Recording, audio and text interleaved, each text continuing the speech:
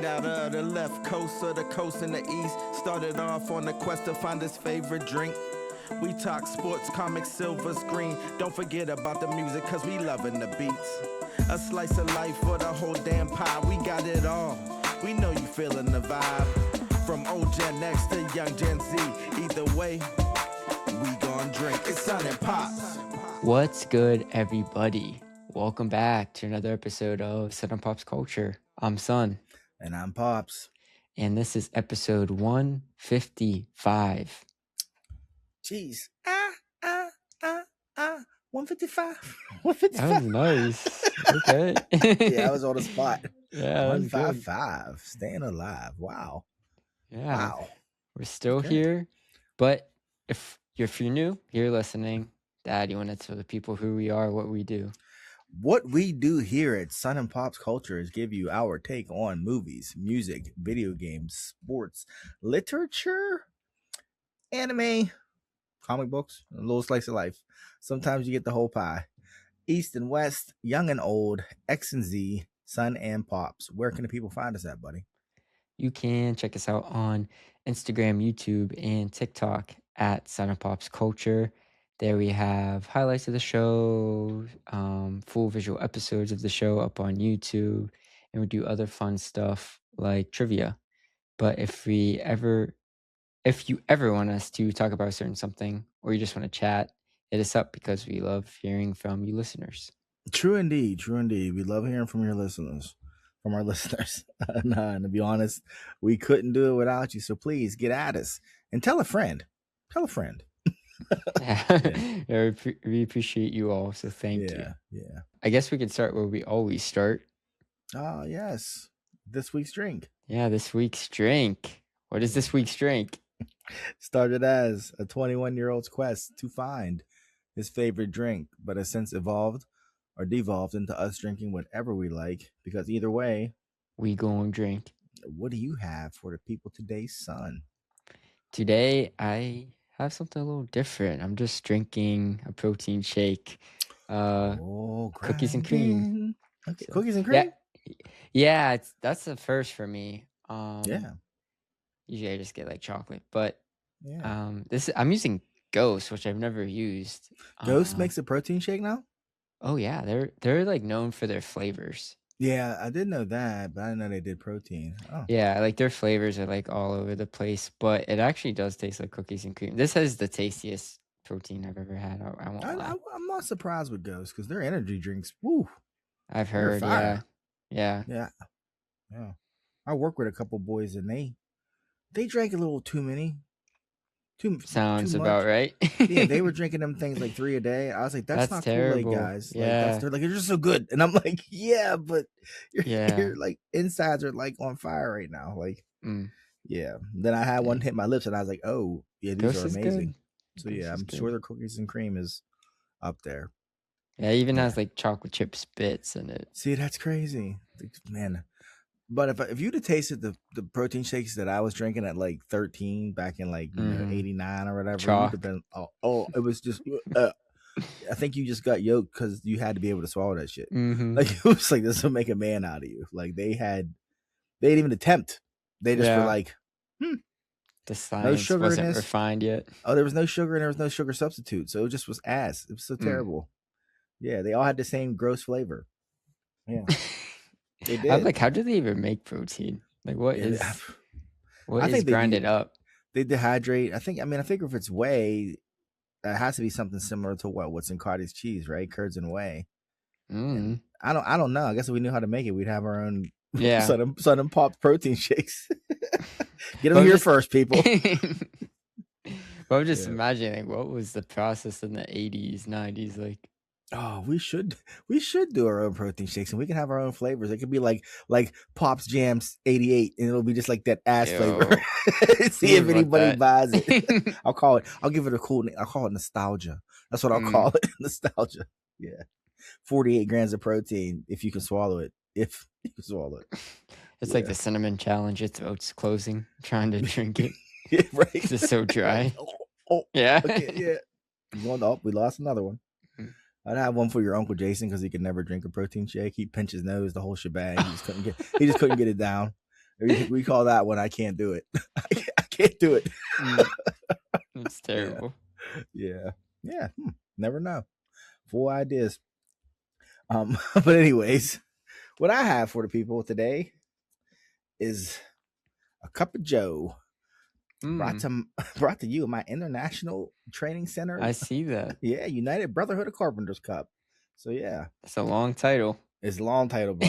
I went to Vegas for this cup. They sent me to Vegas to learn some stuff. Yeah, you got a cup, and I bought this cup.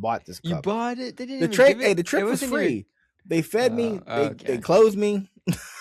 Okay. Yeah. So yeah, they housed me. So I'll buy a cup. So, That's nice. Okay. Cheers. Thank you, union worker. And now the gates of hell are going to open. What's in the cup? Wait, what'd you? It's coffee. Say? It's coffee. Oh, okay. Just real simple. Little sugar substitute and some half and half. I didn't get crazy today. Although I did have some slamming oat milk creamer the other day. At your uncle's. It was coffee cake. Whew. I had it by accident. It was fire. I was like, what brand was it? Oat World. Is that what it is? Was it's it blue? The one you? It's the one that was like an I think it's the one you've gotten me here before, but just like since it was coffee cake, it was like a brownish, orangish carton. I don't know. We're not endorsed by them, so not sponsored. I was just wondering the brand because the brand does make the difference. You can tell. Yeah. Yeah, some are like more creamy, watered down. Like it just depends on the brand. Do you want to get into our world famous poll? Yeah. Okay. Because I'm gonna take my quarter zip off while you do that. Okay. I'm sorry, I'm roasting. Because if you didn't know, I asked up on our Instagram a question, and then the following episode I shared the results. So sorry about that, bud. I had to be careful. I wouldn't want all those suburban housewives that are watching this to lose their whole minds. Yeah. So, sneak peek. Had to keep it a little PG. Yeah. Too hot to handle, too cold to hold. All right, go ahead. I guess the question this week, because we all know the Michael Jackson biopic came out this weekend. We'll be talking a little bit about it, but I wanted to see where the people were at with it. So I just simply asked, are you going to go see Michael in theaters? And? You have any guesses to what happened? I'm going to say 93% said yes, they're going to see it in theaters. Good guess. Really? Yeah, you would imagine, but unfortunately, 33% of people said they're not going to go see it. Whatever. 67 said they are. Majority still. Bit surprising to me that it was only 67. Yeah. Now, is it more so? It's Michael Jackson, I don't care about the movie, or is it more of, it's just another biopic, it's gonna be the same old thing? True. I don't know. And there's also the issue of people going to theaters. That, you know what I mean? Too. I forgot about that. Yeah, that's probably the majority. Yeah. I can just wait a month. Yeah, I can wait 3 weeks. It'll be on streaming. Yeah. Now I have to get off my couch. I have a funny story. I mean, since we've recorded, did me and your mother go see You, Me, and Tuscany since the last? No. So we saw that in between. Okay, so I'm gonna talk about that. I'll talk about my theater experience. Well, I guess we should talk about it now. I guess if we're talking about theaters. So You, Me, and Tuscany. Yeah, not a lot of people have seen it. Yeah, You, Me, and Tuscany is not a movie that I would normally pick. You know that it's a rom-com in the classic sense of a rom-com. It's black cast, kind of. I guess I had this question for one of my coworkers at work. How do you decide if a movie is a black film? Led to an amazing discussion. How many black people have to be in the movie before you consider it a black film? And it was really interesting. What'd they say? He was like, he's actually a smart dude. He was like, Then he was like, wait, am I racist? Before he even said it, I was just like, cause I'm laughing. And I'm like, no, dude. I'm like, it's a thing. I'm like, it's a thing with Hollywood. It's a thing with people. They don't really think about it when they're looking at films. You know, I was like, I said 4. I said, I said 3 lead characters. I was like, yeah, if it's the two, if it's the lead is black, and then like a supporting is black, that's it. That's all it takes. That's all it takes. It's a black film, baby. And even You, Me, and Tuscany, What about only black. the people behind the scenes? And that's what he said. He said, "What about the director?" I said, you can be a black director, but not have black people in your film. It does happen. But say it's a white screenwriter, white director, but the main two people are black. Is it still a black film? I'd say, yeah. I'd say it's a black film. I'd say it will be marketed as a black film. I'll say people seeing it on teasers and trailers will assume it's a black film. Yeah. I guess it depends on the story. Because You, Me, and Tuscany stars Chloe Bailey and my man. I thought it was Haley Bailey. Or it's Haley Bailey. Sorry, Haley Bailey. Yeah. And it's two Baileys. Haley Bailey, aka Ariel, Little Mermaid. Yeah. Starring her and my man with the long neck from Bridgerton. What's his name? Yeah. I don't know. I don't know. I just thought I was going to be James Bond, but you know. Did. Yeah. But anyway, so they're the stars, but they're the only black people in the movie. Oh, yeah. I didn't know that. Yes. I did not know that. Well, actually, no, her best friend is black, but she's only in it for 5 minutes. Wow. So everybody else in the movie is Italian because it's set in Tuscany. Yeah. So, but through marketing, you'd never think that. I didn't think it was. I saw a trailer one time and I thought it was a black movie. Black rom-com, right? Black rom-com. So I thought that was really interesting. But anyway, so I went to see it. And I guess we're supposed to be talking about just going to the theater. So your mother and I were either going to go see that or go see the drama. And for some reason, I just didn't want to see anything even remotely heavy. And I was like, let's just go see this rom-com. I knew your mom would like it because you know your mom. I knew she'd like it. She ended up loving it, you know. Yeah, she did. But in regards to theaters, I didn't realize how spoiled I've been for the last probably 10 years with the big plush seats that recline and the thing that comes over your waist to hold your drink and just the leg room, just the whole experience. The quality of it. Because the first time I walked into a theater like that was at the Galleria in South Hills Village.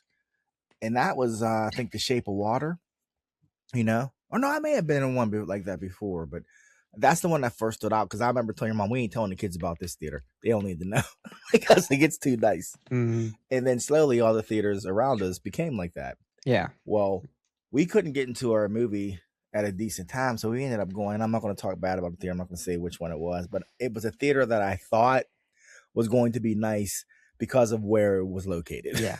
And when I walked in, it looked like it was 1997 in that bitch. I mean, your mom were like, so then you know me, I'm like, is it in this theater because it's me, and Tuscany? Like, did they put it in this ratchet ass theater? But I'm like, there's no way they have one theater in a multiplex that looks like that. There's just no way. You wouldn't think. I will say even out here, there are in my theaters, there's nicer screens. Yeah. Where it's oh yeah, this one has the reclining chairs, the better quality sound picture, and then the other one is just your standard, and it is the regular chairs, and it's tight, and there are still even out here. It would be the smaller. Usually those are for the smaller films. I will say that. Well, maybe that is why I was in there. Maybe the whole theater's not like that, but this screen. Yeah, was definitely the old school tight chairs. You just plop down. I'm like, it doesn't recline back. There's nothing for my head support. Your mother wouldn't sit back on the seat. She put her back on. Like, oh, it's making my back itch because now they're all leather. Yeah. So I had to put my arm around her so she could lean on my arm. But it wasn't the end of the world. I've been doing it for 30 years. But your mom bougie as hell. Bougie as hell. But I mean, but your mom really was like, babe, I can't do it, babe. I was like, come here, baby. Come here, I got you. Yeah. So she really was leaning on me the whole movie. But I was like, this is crazy. I haven't been in a theater like this in so long. And then I think this used to be the standard, Mm-hmm. So then that made me think back 10 years ago. It was the standard. I'm like, this would have been fine. But now I'm like, geez. It was remember the first time we went to California and we had to fly to New York and then fly to California. Mm-hmm. And we were in that U.S. Air plane that was the first U.S. Air. And we were like, oh my gosh, the seats were that big. We were like, what is going on? And then we got on our Delta flight and was like, oh, this is amazing. Yeah. But it was like that. The difference in quality was just wow. But it didn't affect my viewing once I got into it. Once the movie started, I was fine. That's good. Because we could hear people, and your mom was like, I really hope that's not the theater beside us. I hope it's just kids outside being loud. And then once the movie started, it stopped. You couldn't hear anything. Oh, that's good. That would be Yeah. awful. It'd be like their walls are terrible. Yeah, that's what I mean. But the theater was crazy. Like we walked in, and like theaters were funny because I remember when they started building those giant megaplexes, and you'd walk in and there's a concession stand around every corner, and like it's just all this convenience. And then within like a year, they're like, we don't have the budget to have like all these people working here selling snacks. Like so now you go in and half the concession stands are closed. It's just like so they're still set up like that. They're still set up. We walked in, like the one side was completely just like for storage. Like they had boxes stacked up and stuff like this. And the other side, there were 2 people working. So we walk over and we're like, where do we get our tickets? And they're like, you get them here. I'm like, at the concession stand? I was like, oh, okay. I was like, okay, that's different. Because I was like, well, maybe they have like the automated things. They didn't even have that. Like you have to go and get. Oh, wow. That's so surprising because I know you went to an AMC. And I'm like, since it's a franchise, it's just weird that it's operating like how it is. And that's the only AMC in that area. You know what I'm saying? Yeah. Like that's what I was like. Crazier. There's not like it's not like they have competition. Yeah, the only other AMC is in the waterfront. Yeah. In Western PA. At least. Like, yeah. Below Pittsburgh. Yeah. Like it's interesting because there aren't a lot of theaters. I mean, I guess they have some competition like 10 minutes away. You cut across, but you think of like where it's at. It's like if you want to see a movie and you live in the area, that's where you would go. That's the only place you can go. So yeah, that is interesting. The movie itself was it was fine. It was it was a rom-com, and they're rom-coms. This happens. There's a secret that needs to be told that isn't told. Everything becomes amazing, and then the secret comes out, and all hell breaks loose. And will they? Won't they? Oh, they did. A happy ending. Like it's a rom-com. Like that's what they are. So it was fine. I enjoyed it. They had good chemistry. That's good. You liked it. Yeah, that's good. Yeah. That makes the difference. Yeah. He was actually the most palatable he's been in anything I've ever seen him in. That's good. So. I didn't even like him in Bridgerton. I'm like, this guy's feeling himself too much. Yeah. Even because you watched Black Bag, right? You like, even though his character is supposed to be like that, I'm like, he's playing this too well. Like everything he's been in is he's made it because he was in Gray Man too, and he has a way of playing these guys that are like arrogant, and condescending, and it's really believable. Yes, but in this one, initially you think that's what he's doing again. Like I mean, first time they show him, you're like, oh. He just fucker. Here we go. But then you end up liking him. He ends up being actually a stand-up dude. Okay. And I'm like, oh, okay, so he can be a nice guy. I was like, cool. Like, and he's believable as like a nice guy. So. That's good. Yeah. That it does suck when like an actor plays their like that type of role too well, and you just associate their actual being as really that. Yep. So you, me, and Tuscany in old school theaters. Woo. But yeah, some people just don't. They avoid that whole experience and would stay at home.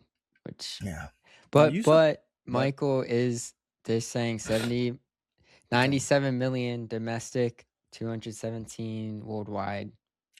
Yeah, a movie like this, that's pretty good. That's really good, bud. Like it's funny because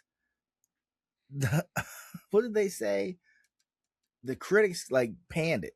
Oh yeah, it's really bad. It's it's like 26% or something. Yeah, I think it's 33 now. Is it on Rotten Tomatoes? Yeah, let me see. But the fans were like, nah, like it's 97% fresh, baby. And the first headline I saw about the box office, they said, Michael stuns. A stunning opener, and I was like, it's Michael Jackson's biopic. Why are you acting like people weren't going to go see this movie? like literally, like it's just. That's why I said like 217 worldwide. I just said that was pretty good because in my mind I was like, it's Michael Jackson. Like I was expecting this to make $1 billion, like the biggest artist ever. No, not initially. I mean, like its whole run. I'm like expecting this movie to make $1 billion. Easy. Oh, really? I thought so, and I don't know now because the reviews are so rough. But it's gone up 38%. Critics 97. Audience. Oh, yeah, the critics are going up. Yeah, because the plan didn't work. Yeah, The plan didn't work. Yeah. yeah. I thought it was going to do really well. I think people are just funny about biopics or however you pronounce it. I don't know. Mm-hmm. I just do. They are.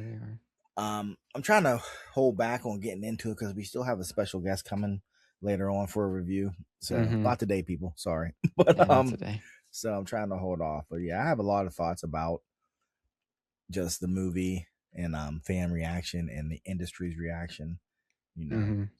And the more you think about it, the more you realize, for all biopics, like, the story's going to be limited because people have to approve what gets said, not just like the movie, the people that the movie's about, but like even as so and so's manager or so and so's business guy, like they have to ask for permission to use them, and if they say no, they can't be in it. So then that changes the story you tell.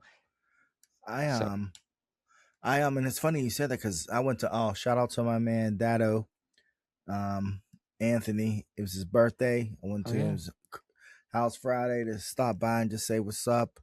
Ended up staying a little longer than expected. But my point is, I had a conversation with one of his friends about biopics, and the thing that I said was the only one that I've ever seen that I felt was accurate was Ray, because at the end of Ray, and you've heard me say this, I thought Ray Charles was a dick. Like, I was like, they showed him in unflattering ways. You know what I mean? And now I've never seen Rocket Man, because I heard Rocket Man, Elton John said you can go ahead and, like, when I was jacked up, I was jacked up. It just is what it is. But I've never seen it to know for sure. But when I remember watching Ray, being like, man, Ray Charles wasn't a nice guy. Like, and this movie's about his life, and they had to approve it, and they show him in some unflattering ways. And I wish more of them were like that, but they're not going to be. It just is what it is. Like, I think I've told you, I wanted to see the Michael Jackson. I wanted to see the behind the scenes on how the industry like came at him and stuff. Yeah. I just learned something today. I didn't know the FBI investigated that man for 12 years and found nothing. Yeah, that's the craziness. Yeah. But that's not in the movie. No, but when you see the movie, you get the story that they're trying to tell. Okay. It's about him becoming kind of it's about him like standing up to his dad, essentially. That's the story. That's the story they were going, like, because you could, it's Michael Jackson, you could have told the story about his life in so many different ways. They chose to focus on his relationship with Joe. That's true. And then like, whether it's factual or whatever, it's obviously dramatized. That's the route they took. So they obviously left out a lot of stuff. It ends, they probably gonna do a sequel. It's making money, but it wasn't his whole life. It was certain chapters, Okay. Well, but I joke that Joe's obviously the villain. I joke that they did it because he passed away, so none of the kids were scared to. They weren't scared anymore. To do it. Yeah. That's so funny. Well, we'll have his number one fan on here soon. Hopefully, I can't wait to hear that take. Yeah. We'll see. Like, if you're a fan of Michael Jackson, you'll enjoy the movie. It's an entertaining movie. Is it? I liked it. Is it a good movie though? Not really. But is it a 38% around Tomatoes? No. Okay. But you will have fun, and by the end, at least I was thinking, man, I will never get to see this band perform. Yeah. And this was the closest, because I'm seeing this in Dolby. This sounds crazy.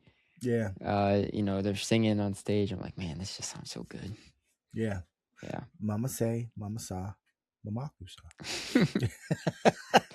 Yeah. What does that mean? No one knows. Yeah, he stole that from somebody though. I think it was an African performer said it. But anyways. Maybe. It's all like, it's like, what's it, hearsay? Yeah. But Michael was a bad boy. We'll be talking about him for a while, I think. Yeah, when we have our special guest, that will be a long episode. Yeah, because a lot can be said. A lot can be said. But still, we're checking out. Checking out. Mhm. So get on it, especially you 33% that said you weren't going to go. You know you're going to go. You didn't have him. Everybody, I want you to DM me if you didn't have a Michael Jackson poster in the 80s. That's all I'm saying. If you're my age and you didn't have a Michael Jackson poster, you're lying. I know you had one. I had the one with him and E.T. I did. That's why it's like my theater had like a bunch of older people in it, so it was just funny hearing them laugh or clap. Like some concerts, like after some performances, they would clap. I'm like, it's not actually him, but so it's just funny. You're like, that ain't even him. Yeah. I'm like, it's not like we're seeing Michael. Like, so I just thought that was funny. But like Jafar did it, like he was like, it was honestly unbelievable because it felt like you were watching Michael Jackson. Yeah, Mike. Man. But yeah, so I wasn't surprised that Gen X and baby boomers like are coming out to see this. Oh yeah, oh yeah, yeah. Like, and I'm personally mad because the theater that I go to, the cast came on Friday night for like a screening, and said, "Hey, thanks for seeing this." Like a random pop up. And that's been happening. Like the theaters I frequent, like the drama, Zendaya, Tom Holland, and Robert Pattinson stopped by at the Grove, and I'm like, it's not like these are theaters I don't go to. That's where my theaters I go. That's where you go. And it's always the screenings where we went there, right? At. We saw. Yes. Oh my gosh! So bud. I'm like, it keeps happening. But that's what you're gonna do. All right, I'm gonna set you up. This is what you're gonna do. Next time you're buying your concessions, you gotta rap with the people that are selling the concessions. It's just they just pop up. Somebody knows. Somebody in there knows, and you got to get in good. Just let Not the guy giving me popcorn. Hey, you never know. That's the guy who usually hears it all because they don't see him. They don't pay any attention to him. He's just standing there, and they're like, "Yeah, you know, you gotta be ready for tomorrow. Might be a big dog coming." You know, and he's just putting butter on stuff like. Yeah. You gotta find out, man. He'll switch your little text. You can just happen to be there and keep being in the background of pictures, like like when your Pat met Chili. Just be smiling. But yeah, that's wild. They actually came to the Grove. No, this one they came to was Century City. They you know, they just like walk in front of the screen and just like wave, say thanks, say a couple words. That's Everyone cool. claps. But yeah, they were like, I know like a couple of the Jacksons were there. I know Jafar was definitely there, but yeah, you know, wow, that's pretty. The day before I went, I keep seeing the meme of or the reel of when Marlon just was wiggling on stage for no reason. Have you ever seen that one? No. Everybody's like, what was Marlon on? Like, what was he doing? Like, I would love to hear the conversation after the fact. It was on like the Victory Tour, and there's like this scene, and Marlon's just like dancing, but they're just like standing there, like what? And like, like Jackie's got his tambourine, and he's like, and he like looks at him like, what is he doing? Like, it's just, and he's just on all this wiggling. I'm like, man, he's tweaking. I was like, yeah, he was tweaking. I was like, he's tuned up like Kid Cudi. Like, he was like, what are you doing right now, bro? But yeah. Yep. So yeah, I hope to see it this week. Yeah, go see it. Yeah. You know, I'll take my number one dime. Go see it. It's super. Like if like it's Michael Jackson, they're gonna they play like his whole discography, whatever you say. Discography. Yes. You're gonna have fun. Yeah. So. Yeah, I can't beat it. Mm-hmm. Oh. Yeah. Good. So that's the poll, people. That's the poll. Go see it. The not review of Michael. Yeah, we'll get in the full review, the full take on Michael as the artist next episode. So stay tuned. But you want to move into some news? Yeah, there's a little bit of news. It was slow news. A little bit. Yeah, not too much, but the news we have is kind of big. Kind of packs a punch. First thing, excited for this. DC dropped the Clayface trailer, the horror film based on the Batman villain Clayface. It's coming out October this year. Finally dropped the teaser. Yes. It's like a minute long. It's really short. What'd you think? I thought it was really good. I'm not going to say it was terrifying, but it was creepy. They're going for a horror type vibe, but they nailed it. That October release is going to be brilliant. Yeah, yeah. I saw a side by side comparison with an episode of Legends of the Dark Knight. I mean, of a Batman animated series, and I was like, man, that show is the gift that keeps on giving, baby. But yeah, they are taking a lot of influence from that one. Yeah, for sure. Oh yeah, tone. Mm-hmm. But I liked it. I knew they were making it, but I kind of forgot. So when your uncle Chet actually sent me the link, and I'm like, man, I'm slipping. Like, how'd this get past me? It's funny you said that. Like the day, I'm not kidding. The day it dropped, I was thinking, man, we haven't seen anything of Clayface yet, and that's coming out soon. Yeah. And then like I was scrolling on TikTok, and the opening shot popped up. I was like, whoa, what is this? It scared me. Look, your grandma, she used to be a nurse before she got into coding and everything, but she is a nurse. And I asked her like what the worst part about being a nurse was at one point, and she said, that was a kid, I'll never forget it. And she said the first cut. She said, watching when they make the first cut. She's like, that always got her. And that stuck with me. And when I see like people getting cut, I'm always like, oh, like I'm like, oh my gosh. So yeah, Clayface is gonna be rough for me. It's gonna be body horror for sure. Yeah. They're definitely getting a lot of influence from The Substance. Yeah. Which is a hit. Yeah. So yeah, I'm liking what they're doing. Like the little bit that they've shown. Like I can imagine this making a lot of money because you don't have to be a Batman fan to see it. Like if you want to see a horror movie in October, what's this Clayface about? Go see it. But see, this takes us back to that dilemma that they have of the James Gunn verse versus what's going on over here with Batman. Because this is set in the DCU. Wait, what? See, that's what I mean. We're talking about. It feels like it feels Batman. Wait, what? Yeah. James Gunn said this is DCU. Oh, I told your uncle I thought this was set in like the who directed Batman?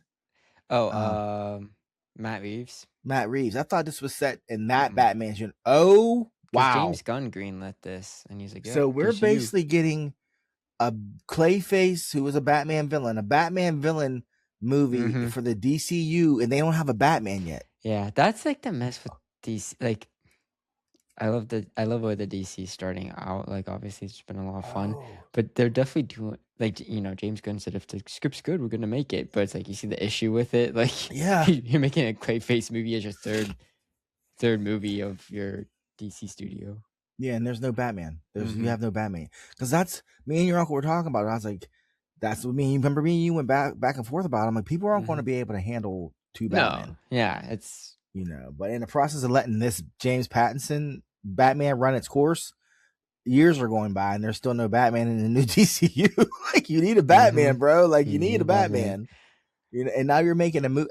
But I thought 100%, even with especially because of the trailer, that it was set in that universe. It fits the tone. Yes, like Penguin, like it's, oh wow. But like that's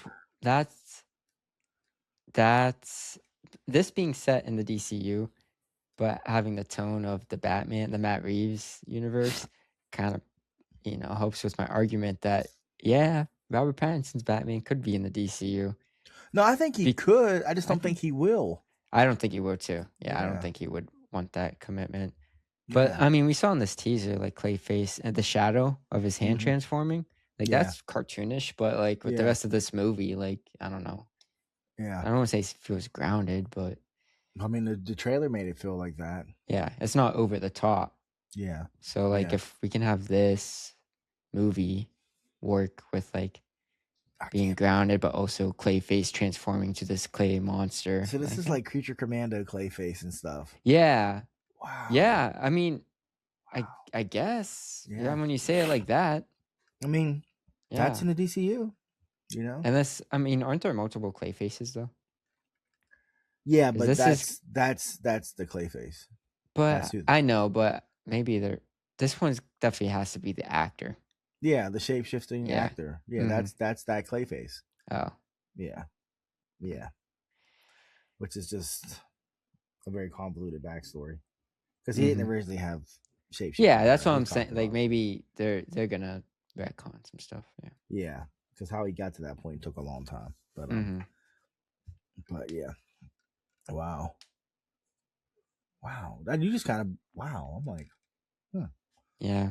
No, I'm really I could see interested. them also not mentioning it again, it being in the DCU, and just seeing like How it does. how stuff rolls out, and be Yeah, like, oh well, yeah, this is actually the yeah, Elseworld stuff. yeah, yeah, It's the Elseworld universe.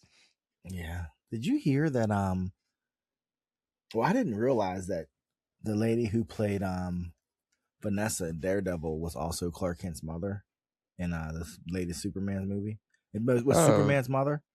oh, Like Bradley Cooper was the dad, yeah. and she was the mother. I didn't realize that until I somebody didn't know said that it. either. Yeah, and I'm like, Hmm. man, James Gunn keeps on poaching. He's doing a little bit of poaching, Mm-hmm. because he's trying. Because now they're talking about Vincent D'Onofrio playing Swamp Thing, and I'm Wow. like, come on, James, like you just gonna like just be taking Yeah, people, like the best people too. Yeah, it's like, well, Like, you're done with them, right? mm-hmm. Yeah, they're just like, give me that check, baby. Yeah. They're like, these checks Maybe is that's nice. Swamp Thing. Interesting. Yeah, so I don't know. We'll see. Because somebody, I guess, tweeted like Vincent D'Onofrio for whatever for Swamp Thing, and then Vincent D'Onofrio replied like, "Yeah, I'm all in" or something like that. I'm here for it or something. Now it's just like, here we go. But did you watch Daredevil? No, I'm not watching Daredevil. You're not. I'm hearing it's good though. It's really good. Yeah. It's really good. I'm gonna try to watch The Punisher before the new Punisher special drops on the 12th. Mm-hmm. And cause man, people keep asking me if I've watched it. And it's weird for me to be like, no, I didn't watch that. And they're like, man, it's so good. And I'm like, okay, but then I keep seeing reels of it, and I'm like, yeah, that is the role Barenthal was born to play. I'm like, so Yeah. I should watch it. But yeah, Daredevil's been really good. I mean, you're not watching it, so I can't. But it's just been. Yeah, I've heard Yeah. good things, and yeah, Yeah. I'm just not caught up with it. So yeah, there'll definitely be a third season. oh, they said they're already Oh, they're filming starting already? to shoot. Yeah. Okay. Yeah, they're already starting to shoot it. So yeah, so it's yeah, I'm really enjoying it. Yeah. So one other thing with the DC that you told me about was that they pulled the Lanterns trailer from the internet. Yeah, they've pulled the DC Lantern, the Green Lanterns. What's it called? Lanterns. Lanterns. Lanterns. The show that was coming out July, August. Yeah, I think August. About the Green Lanterns. They pulled the teaser from every platform. The only place you can watch it is on James Gunn's Twitter when he posted it, or his Instagram. Weird. Wherever he posted it is the last place you can watch it. And that's probably only because you can't pull it. They pulled it off. Yeah. So, and people are saying it's because of fan outrage, and I'm like, it took them a month to take it down. It's like, no, it's weird that they did that. Yeah, I don't know what the reason was. Obviously, they haven't said, but I don't think I've ever heard of that happening. Me neither. Especially, I feel like it has to be like getting delayed or something. It can't be fan outrage. Like, what are they gonna do? Reshoot the whole show? This is what I'm saying. Like, fan outrage makes you pull the teaser. Like, what's that do? Like, what?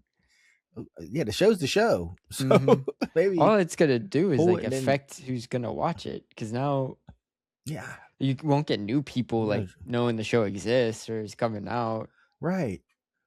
Yeah, like, we know it's coming. Are you gonna just release a better trailer? Which I like that trailer. I liked it too. You know, people are just mad that he didn't have a green suit. Yeah, like, there wasn't enough green. I'm like, well, I kind of liked it. They just didn't beat us over the head with that. Personally, like, save something for the show. Show me what the tone of it's going to be.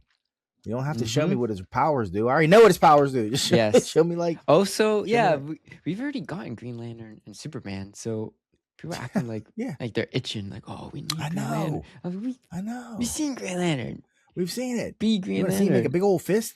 Yeah, like yeah. This is a different type of show. The show is supposed to be like a True Detective meets like outer space. Like, so give me that. I do get people being like, man, out of all this stuff you could have been like, could have told Space Cop show. Like, I get if you're mad that they didn't take that route, but with what we are being shown, can we just watch the show and see if you like it? I don't know. I don't know who these people are that are so upset. Yeah, how many Green we'll Lanterns fans are there? Ask Not me a lot. after the show drops. I want to say not that many, but wait till the show drops. I've been a big Green Lantern fan since brightest day. I'll be like, oh, like last Tuesday. I'll be like, that's cool. We're like, that's cool, dog. Like, get out my face. Oh man, yeah. I don't know. We'll see. I mean, I'm gonna watch it. I'm looking forward to it. Yeah. So we'll see. We shall see. But I still don't understand why they did that. I'm assuming there'll definitely be another trailer coming. There have to be. If there's nothing. They have to give us something else. I don't know. Yeah, I've never heard of that happening. That's really weird. Yeah. Speaking of trailers, or lack thereof, C2E2 came and went, and there was no trailer for Doomsday. For Avengers. Do they usually do that for C2E2? Well, that people are saying like that was like one of the last opportunities for that trailer to drop. But now they're saying that they're going to use that trailer to incentivize people going to see The Mandalorian and Grogu. Oh, yes. You know what I'm saying? Because that's their ticket sales for that is like the lowest ever for a Star Wars movie. Well, it's because it looks like it's just a TV episode. That's why it's the weirdest thing. Like, have we talked about this, you and I? No, how, like, I don't think so. How, if you remember back 8 years ago, 7 years ago, when The Mandalorian was first dropping, the tone of that first trailer and what you thought that show was going to be, and what the first season actually was. First two seasons. You were it was something different. Like, you were like, what is going on? He's got this suit. He's the you know what I mean? It's the Mandalorian. Like, all this mystery and all this. There's a space western. Yes, and now it doesn't feel like that anymore. It stopped feeling like that basically season halfway 3. through the second. Yeah, no, third season season. 3. Third season for sure. And I don't think it deviated super far away from it, but it definitely changed. You know what I mean? It definitely changed. Because if you'd have said movie after season 1 or season 2, people would have been like, hell yeah. Yeah. But just the fact that they're calling it The Mandalorian and Grogu, that takes away from what you think it's going to be. That immediately makes you think of like, and they're trying to be like, well, Grogu, has to find. I'm like, Grogu is still a baby. Like, if you're trying to tell us that this is his coming of age story, he still doesn't even say words. Get out of here. Like, he's still doing cute by stuff. the end of the day, it just feels like a ploy, a cash grab. Cash grab. Yeah. And it's so weird that, Mandalorian and Grogu is the title. The people that are opposed to this movie are like, oh, I'm not going to go see Mandalorian and Grogu because I don't care about Grogu. He's just a money maker. But the people that would pay, that are like, oh, Baby Yoda's so cute. They don't know his name's Grogu, so that's not going to make them go see the movie. It's not gonna, Baby Yoda. I have a little Baby Yoda plushie. Yeah. They still call him Baby Yoda. Yeah. I want to see it. I'm not going to like rush out to see it unless it gets like some kind of crazy review and like it's actually really good. Then I'm like, oh. I mean, that is all it'll take for me. Is to hear that it's actually good. Then I'll go. But I'm not like, I mean, I like Favreau. I like Filoni. But I just, man, because Grogu was a plot device. You know what I mean? That's all he was. He was a plot device, and then he became a huge moneymaker because there are a lot of female, not Star Wars fans. Not just them. Shit. It's not like, just them. It's but I'm just saying. But when I saw that bud, I was like, "Oh, this guy's huge. He's huge." Like Baby Yoda, like you said, Baby Yoda's so cute. I was just like, "What does she know about?" It's kids. It's everyone. Yeah. It's people going to Disney World and be like, "Oh, true, Baby Yoda." Yeah, true. I didn't even think about that. So cute. So yeah. And the fact that this has the lowest like pre-sale tickets ever for a Star Wars movie is, I mean, it's not surprising. Yeah. The fact that they made this movie, the first Star Wars movie in 70 years. Don't know what they're thinking. Are you serious? It's been that long. Since Rise of Skywalker, that was 2019. Oh, wow. Yeah. Wow. When was Solo? 2016? Or no, 2018. So this is the first one we're getting. Wow. That's crazy. Yeah. And it feels like a TV episode. Yeah. Yeah. But to be fair, like in the time of Rise of Skywalker to now, Disney Plus launched, took over, the platform. Their original content was Marvel shows, Star Wars shows. So Star Wars became a TV franchise essentially in those 7 years. Kind of changes, people's experience with the franchise. Do you think that this movie is going to be a setup for there being a Mandalorian Grogu franchise, like cinematically? No, I think it's just a one-off. If it made $1 billion, yes, it would become a franchise. But since it's probably going to flop, this is one and done. Crazy. I remember that third season. Mm-hmm. I remember Boba Fett, how half of Boba Fett was like season 2.5. Yes, and I was like, why is this happening? Yeah, it was so weird, right? Yeah. Like halfway through it shifted. Even though I liked those episodes, I did too. Once he grabbed Grogu from Luke, I was like, okay, that defeated the whole show's purpose of the second season. Yeah. I was like, what are we doing? What are we doing? We can't get rid of him. We need him. Yeah, sell toys. That's literally what it felt like. That's literally what they did. Yeah. It's like, and Luke's just like, yeah, he can go. He's the most powerful Force user in the universe, but I'm just going to let him go because he misses his buddy. And the Empire is literally hunting him. Yeah, the Empire's hunting him, and he has the potential to be able to rip a planet in half. But I'm not going to train him. He needs to go and be a Mandalorian in his little mini armor and shit. Yeah.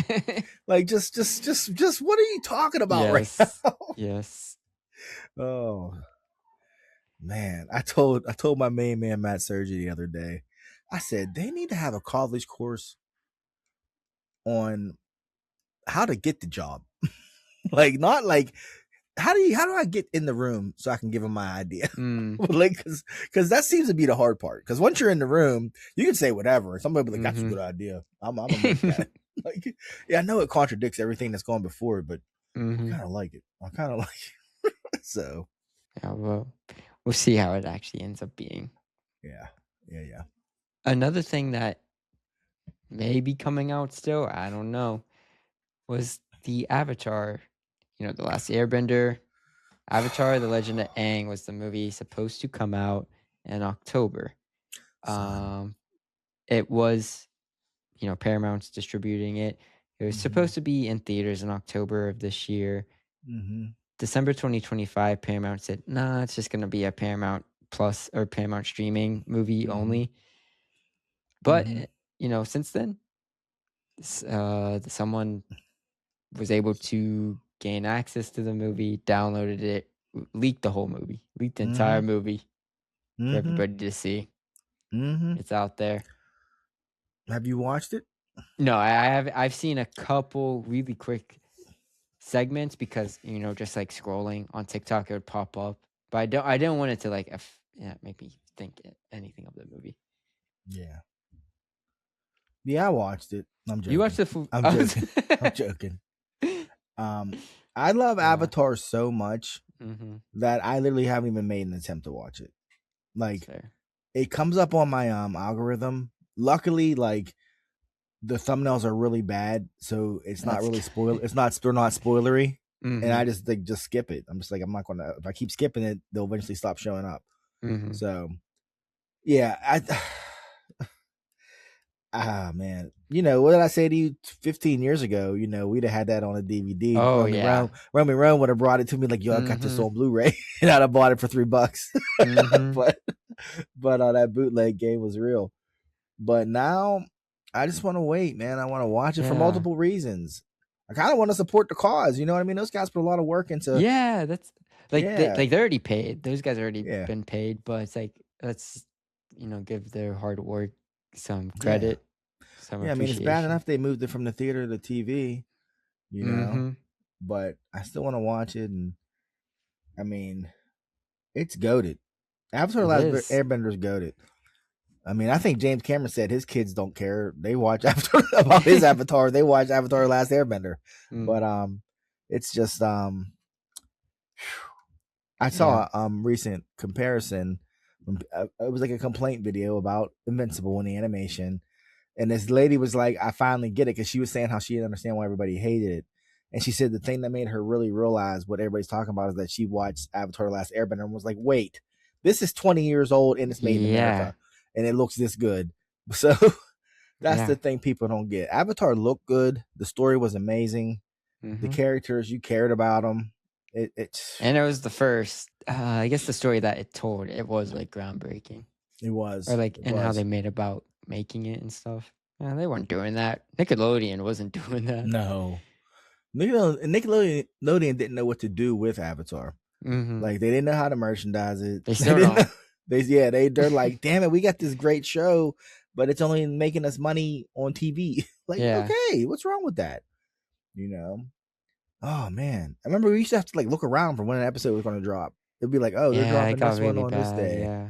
It was like the last season. It was really bad because they do like 3 episode blocks, like every 3 weeks or something. It was crazy. I remember being like, what? I remember watching some of them online, like being like, I guess we got to watch it online. Especially on Legend of Korra, like they completely just gave up on that. Crazy. I'm sure people still hate on Korra. I know you're about to. I'm still. I have my complaint. It's like I sing my praises about it, but I do have my complaints about it. Yeah. This movie, I was super excited for. It would have made money if it stayed in theaters. I think I'm not saying it would have been a $500 million movie. No, but it would have made money. Yeah. Yeah, it would have made money. Because that's the thing, especially with like, I wasn't expecting, like, how do I put this? Like, you know how animation is on TV and then how it is in theaters. It's not the same. But Avatar's animation on TV was good enough for me to watch in the theater. So I was only expecting like that level of animation. Yeah. You know? And I still think that would have made them a lot of money. Yes. You know? And the fandom has grown tremendously. Because you know they didn't spend Pixar money making that shit. No, it's they'd have put that in the theater. Like they'd have made $200 million and it'd have been a big hit. Yeah, like I don't know how they did that. They're like, man, we only paid those people their regular salary. We spent, $200,000 making this movie. It was great. So yeah. They did catch the person supposedly that leaked it. Yeah, this 26-year-old in Singapore. In Singapore? Yeah. So how you catch him? What do you do with him? He's in Singapore. They're saying he could face up to 7 years in prison or pay a $50,000 fee or both. In Singapore? I don't know. You know what I mean? Like, what crime was in Singapore? They're like, I don't know.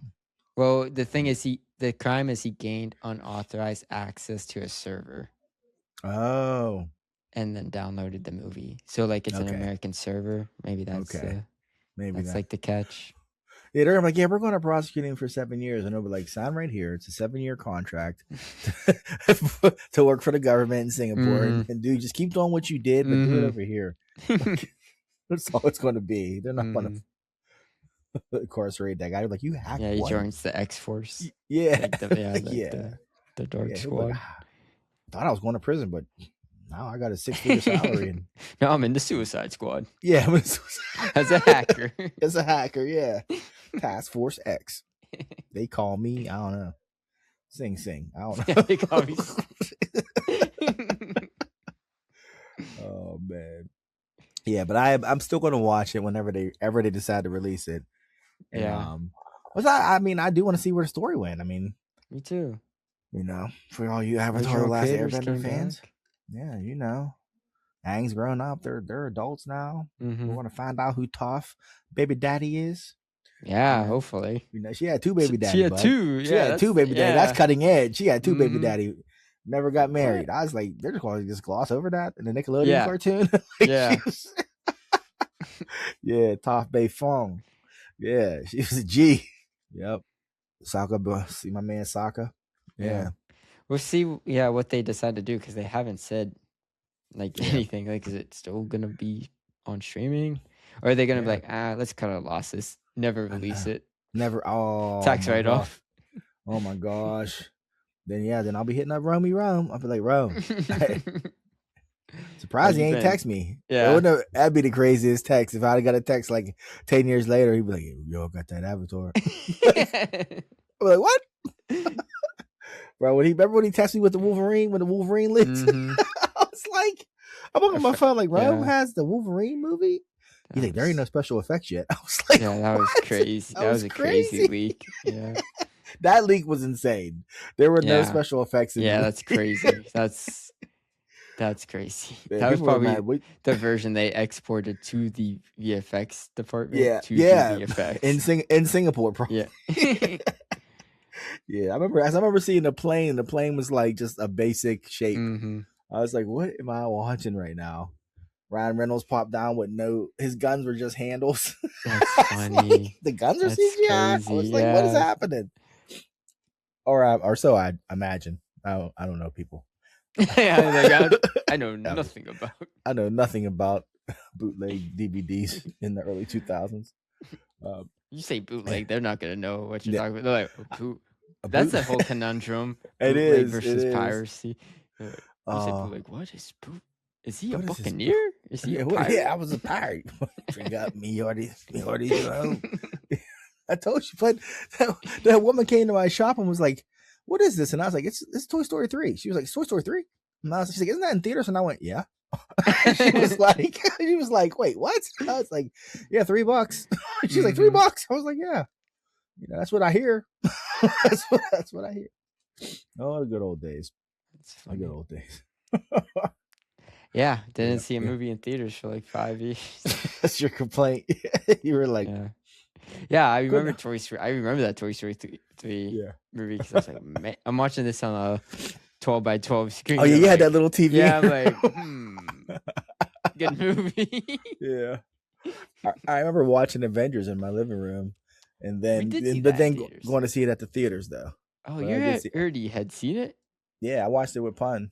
Wow. Yeah. I did not know that. I remember seeing that in theaters. Yeah, I think just we're in Florida visiting your pap, and he came over and we watched it. Yeah. He fell asleep. It's funny. Looked over, was like really funny. But funny. Yeah. Oh yeah, we had a lot of them. Yeah. Yeah. Supposedly we had a lot. Supposedly. It was just, I'm gonna say it's my last bootleg story, but the time Rome had, he comes and he's talking about he has Sherlock Holmes on bootleg. And I was like, oh, that's what's up. Let me check it out. So I put it on and I'm watching it, and I'm like 10 minutes in, there's no Robert Downey Jr. And I'm like, what? So I'm looking, so IMDb, I'm like, this is the wrong Sherlock Holmes. Oh, wow. So I was like, Rome. So he comes in, I'm like, yo, man, this is the wrong Sherlock Holmes. And he's like, what? And I was like, yeah, man. And he's like, I was like, this isn't Robert Downey Jr. And he's like, bro, I sold like 50 of those today. And I was like, oh no. He was like, yeah. And I was like, oh, it was crazy. Bad. Yeah, because his setup, he had this thing where he could just see the movie while it was burning, but it was super speed. So he'd find it, burn it. Download it, and it would just be like, you'd see it flipping, and he would just like glance at it, So he was like, okay. But he didn't watch them. So, yeah. That's crazy. That was some wild times. That was internet. Could you imagine the FBI showing up at your house for selling bootleg DVDs? That'd be the worst. Yeah. Like, really? Can I commit a real crime? Can you come back? You want to move on to the draft? That was all I had for movie news and stuff. TV news. Yeah, I think that's it for me too, buddy. I think that's it for me. Yeah. The draft. The draft came to the Steel City, Pittsburgh, PA. And I am here to tell you, I had to work 2 of those 3 days. The traffic was amazing. Oh, was I couldn't believe, but I didn't hit traffic any of the day. I was like, they like canceled schools and stuff, right? But it was literally the least amount of traffic that I've hit leaving the city in my entire career. I couldn't believe it. I was like, this is nuts. I was like, this is so nuts. Because everybody, that's what their biggest concern was. Yeah. But when I'm guessing everyone just called off. They canceled. It was like a ghost town when I was leaving. Yeah. But I leave a little earlier than most people, but still 2:30, 3 o'clock, no traffic. Yeah. On a Friday, yeah, I'm winning. So yeah, but as for the actual draft, like I don't know who we drafted. We took a lineman. We took a wide receiver. We took Quarterback. some redhead lineman that everybody's talking about. Oh yeah, because he has a ginger mullet. Yeah, everybody's talking about this guy. He's a big boy. You know, we took a quarterback in the 3rd round from Penn State. Yeah, and we took a quarterback, which I'm like, didn't we take a quarterback from Ohio State last year? Yeah, he was like a 6th rounder though, and that's the Steeler fans. Steeler fans. Everyone's like, give Will Howard a chance. That's the 6th round. Yeah, and they've been saying that since last year. We've never seen him take a snap because he was hurt. He got hurt during the preseason. That's right. And they're still like, I believe in Will Howard, and I'm like, he was a 6th round pick for a reason. Like, right. Like, well, but our issue is still the same issue we had. What has your boy given us an answer yet? What's his name? Our quarterback? No, Aaron Rodgers, no. Yeah, has he said what he's doing yet? Like, you can't do that, bro. Like, you just can't do that. He's Aaron Rodgers. You're jamming up everything by being all like Aaron Rodgers. Like, just answer the damn. Are you coming back or not? So we can move forward. That's probably why they drafted the quarterback. It's like, because this was a really weak quarterback class. Oh yeah. Yeah. Last year or this year? This year was a weak quarterback. Sorry, they were talking about the fact that I was listening to actually Shannon Sharp and Ocho Cinco during the draft, and they were saying how like running backs are back in style. Because I guess for a while it's been a risk to take a running back early, but now they're doing it again. And I was like, that's interesting. They're back in style, but they're as disposable as ever. I mean, like they use them up on the rookie contracts and they get rid of them. I mean, it's a 4-year job. And then you just kind of drift around. Yep. I mean, our let me see. I had it up here on my phone earlier on who we actually picked. Oh, I have it here.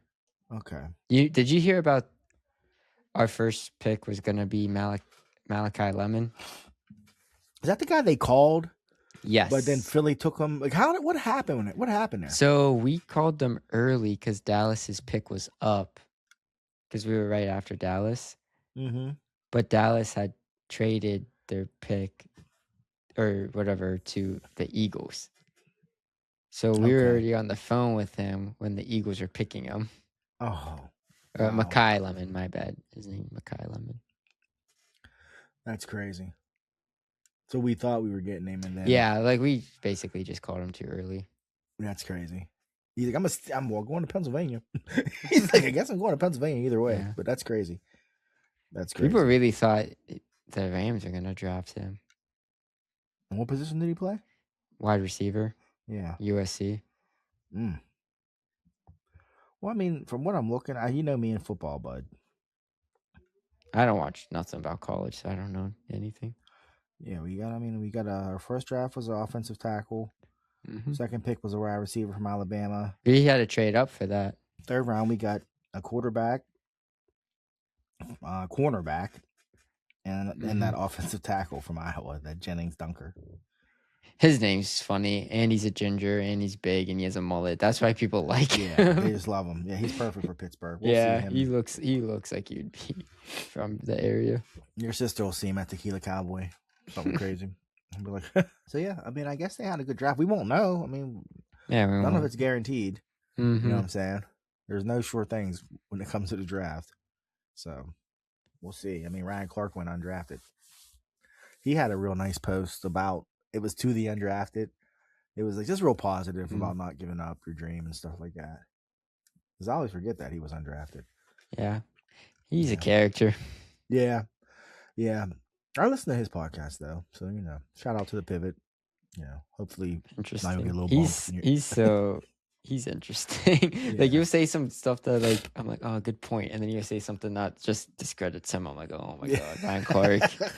Hey, well, I mean, he took a lot of hits, gave a lot of hits. Yeah. Yes. So that definitely plays an effect. He's like, he'll be like, they changed the rules because of me. I'm like, they kind of did. They kind of did. You came in like a human torpedo. Yeah. Yeah, put him and Troy on the same podcast and see how often they get off track. We're like, yeah. We're like, yeah. But yeah, the draft came. Apparently, Pittsburgh was able to handle it, which is good. I saw pictures of the crowd. It looked really cool. I heard there's close to 400,000 people. It broke the record. Wow. That was set 2 years ago. Yeah, I'm not surprised. by what, Detroit? I think 2 years ago. 2 years ago, Detroit. Yeah, I think that was. Yeah, they broke the record. So, and it was cool because like the city, like the first day I walked in, I drove into the city. I'm driving in, I come through the tunnels, and I'm like, why is the Wyndham lit up like that? Like, then I was like, oh, the draft. And then I look over and like the stadium, it says like "Welcome to Pittsburgh" or "Welcome to Draftsburg," and you know, they were changing the colors on the bridges for whoever was picking, and they were doing that's all really cool.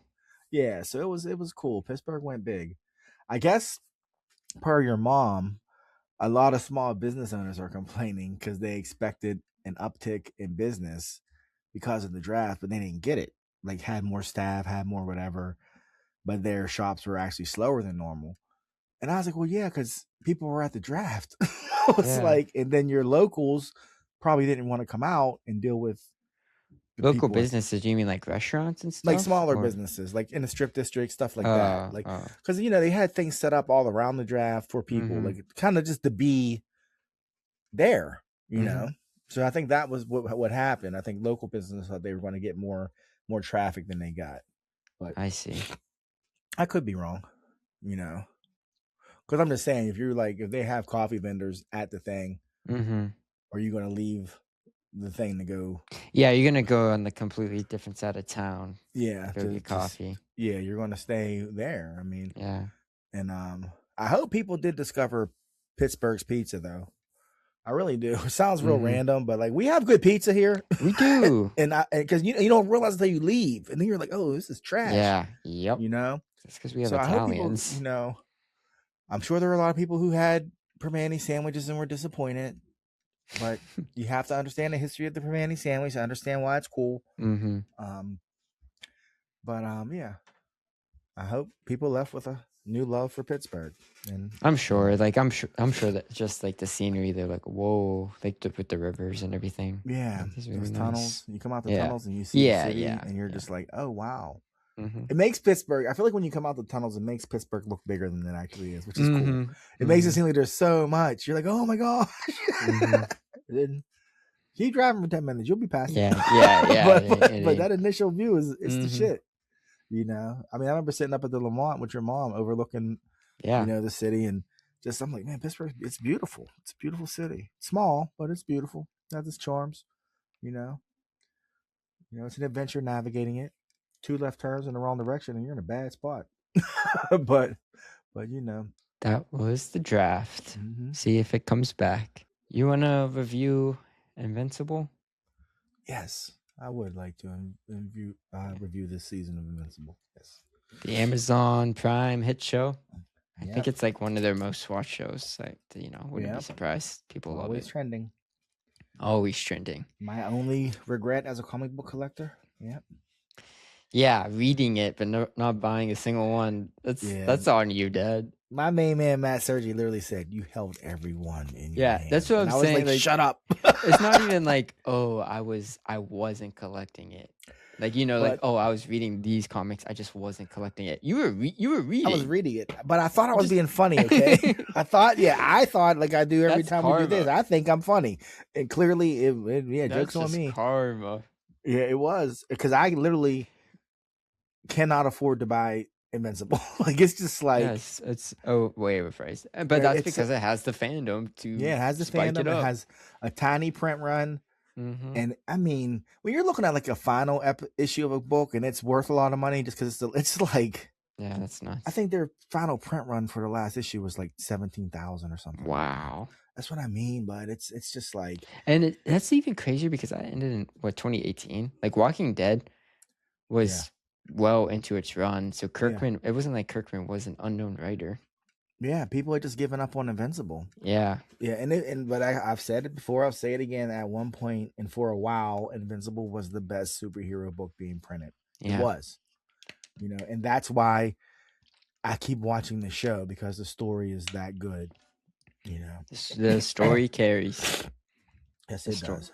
And the show is adding, from what I'm hearing, a lot of stuff like character development that's not in the comics. Yeah, I'd say. Like I heard Nolan's whole redemption is added? I mean, he gets redeemed in the books, but there's definitely a little bit more nuance, I think, to it, a little more layers. But I think I've talked to you. It's been so long since I read them. I don't remember a lot. I remember key moments, like, I mean, spoilers, like when they blew up the planet. I had to go back and make sure that happened because I was like, did that happen? Is that how it ended? You know? And then I was like, yeah, it is. But yeah. So last time we talked, that's like the final episode hadn't dropped, and I was like dying to tell you stuff, and I was like, I can't say what's going to come next. So you've watched. You told me already though before that. I did tell you that they end up there. Yeah, on the phone we were talking. Oh, I did. Oh, my bad. My bad. I was just watching the final episode, like, okay, this is how it's playing. So watching the final episode, what were your thoughts? My thoughts were, let's see, I enjoyed it. I will say I was getting annoyed with the fake out, like hallucinations. Yeah, hallucinations from Mark. Like the rule of thirds, like 3 times. That's what you do. I think they did it 5 or 6. Yeah, it was a lot. And it was at least 5. I was exactly. I'm like my son, because I was the exact same way. By the third one, I was like, okay, we get it. Yes, we get it. And they did the first 3 like really quick, like back to back to back. And after that, I was like, why are you doing this still? And I'm like, are you doing this for the pad the runtime, or like to do your shock factor? And that's what I said. Oh, we got to see somebody get their face ripped off. And it was getting annoying. It was annoying. Because at first I was like, okay, cool. Like the opening of that episode was really cool. Like I thought that was well animated, with them like coming to Earth and like wrecking it, and that was what Mark was imagining. Yeah, I thought that was cool. That was a good way to start the episode. And then he had a couple of like hallucinations, and I was like, oh man, he's like really suffering. Then after I was like, we get it. You don't have to show this. You don't have to show it, and like I don't need to see someone's eyeball get popped out. Like I'm enjoying this episode without that. Yeah, the violence has gotten to a point where it's just like, can we just save it? Like, like it's just. I'm not like, oh, it turns my stuff. No, it's just annoying. I'm like, you're just like doing this stuff for the sake of just doing it now. Like that's what it feels like. Like, because I'm all for the action and stuff, but yeah, when you're just doing it just because this is Invincible and this is what we do, I'm like, this isn't Invincible. No, it's like worries me. Yeah, that's why I said no spoilers, but next season, when that thing that happened in the comic book, I want to see how they handle that thing, and I want to see what people say about it. I really do. Yeah, I'm curious. Because the majority of I shouldn't say majority. There is a bit of the fandom. They will probably take it some type of way. Yeah. Meanwhile, the bulk of that is never mind. We'll talk about it when it happens. I will say, like, by the time the episode ended, I was like, man, like, I have no idea where it's going, because it has been leading up to this Viltrumite war, and now the wars is like kind of over, and it's like, what's gonna happen? Like, what happens from here? Yeah. So I'm really curious. I might pick up reading it. I say that every season just because I want to know what happens. I thought about reading. Do you have my omnibus? No, you have. Where are they? I do. It should be on your bookshelf. I'm looking right now. They're not on the bookshelf. They're not on the bookshelf upstairs. Upstairs, maybe. In the living room, yeah. Okay. I'll check. She took them to some flea market. Don't play. You're donating this to the library. Oh, did you? Did you? But yeah, I by the time they got to the end, and he saw Thrag. Yeah. I'm like, okay, I get it. Now seeing Thrag, it's more significance when it's not a hallucination. It's Thrag. Yeah. We didn't need it 6 times though. No. No. Not by any means. But I got it. And then I ain't gonna say I love Thrag, but that dude's just so cold. He is growing on me, yeah. He's like, I'm just gonna tell you, and this is your options. So what you gonna do? Yeah. like either say yes or I'm gonna murk everybody. Yeah. But I'm gonna give you a choice. I do like his character, because it's not overtly, oh, I'm this huge powerful villain, do Yeah, what I he's say. It's just like he's, like you said, he's so cold mm-hmm. and matter of fact. I don't. Mm-hmm. That's why I like him. It's because he could deliver. I mean, it's like, look, I'm the most powerful man in the galaxy. Mm-hmm. No argument. I rule the most powerful race in the galaxy. And we need to, what is it? I guess carry on our bloodlines. Yeah. And that's pretty much my mission. Mm-hmm. You gonna help me out or no? and I get it. I get it. He's like, and that's the thing people don't talk about a lot, I guess, with it. Like, Thrag's the bad guy, obviously. Yes. But people don't talk about the fact that, like, he doesn't really want to kill Mark. He doesn't want to kill Nolan. Mm-hmm. He's like, I kind of need you guys to get on board, but if you don't, because they blew up his planet and he still didn't come seek revenge. Like, he didn't. Yes. Like, he was like, crazy. like. Zanuck had to ask, like, the existential question of, well, what is Viltrum? Is it the planet or is it the people? Because it's gone. So he was like, well, I guess it's the people. Gotta go make some more now. Yeah. So yeah. Who's the one guy with the eyeball? Craig. People were joking online, like, all it took for Craig to be down was Miami baddie and a pack of Marlboro Reds. And a motorcycle. It is over. I was like, I don't blame him. He was like, I'm here. I'm here. Yeah. I was like, I looked at his whole vibe. I'm like, he got a motorcycle, a cigarette, and a baddie. It's been a week. Yeah, he's like, I'm assimilated. He's like, I'm here for it. I gotta do what? Yeah, I got you. Like, you picked up smoking. Yeah. It's like, man, after my own heart. He had a motorcycle, a cigarette. I know. He's in a tank top and jeans, bud. Come on, man. That guy's living his best. Like, you picked that up really quick. Real quick. Yeah. Real quick. Yep. Oh, man. And like I think I told you, everything that's going to come next, literally everything that comes next in Invincible, the foundation's been laid for everything that comes next. And it goes in some pretty cool places. Yeah, that's why I probably will start reading it. Yeah. Yeah, I'm excited. Was this season perfect? No, I think it suffers the same thing with every season, where it starts off really strong with like episodes 1 and 2, 3, 4, 5, or 3 and 4 for sure. Kind of feels like it's not filler, but it feels like they're just treading water, and then it ramps up with like 6, 7. Yeah, then the last 3 episodes. Yeah. I wish we didn't have to wait so long, but if it was any faster, it would probably look like stick figures. So. I know that's my biggest complaint. It's just yearly. Okay, animation's hard. We do know that. Yeah, but man, so many times this season, like the animation has always been not the best, but I don't think it's ever looked this bad in moments since up until this point. Like, it'd be just like JPEGs that they're moving, and I'm like, what are we doing? This is a major studio. Yeah, he's spending all the money on the talent, and you don't need to spend that much money. I will say this: Mark's character design has been subtly, I guess, evolving. I should say. Yeah, they're making his features more Korean. Yeah, but I like it. Yeah. I do. Like, I noticed it this season. I was like, wow, they've really, like, and I was like, but I like that. He's like the only design that's improved. Yeah. I like it too. They're even doing like stuff with, like, when he was eating dinner with his family, they're like put like Korean dishes down and stuff. Yeah. Like, so which I guess wasn't in the comic, like him being Korean. No. Mm-mm. Yeah. No. So that's cool. That more depth that way. I expected a little bit more from Eve's weight gain. Oh, that's just me. Yeah, it's just me.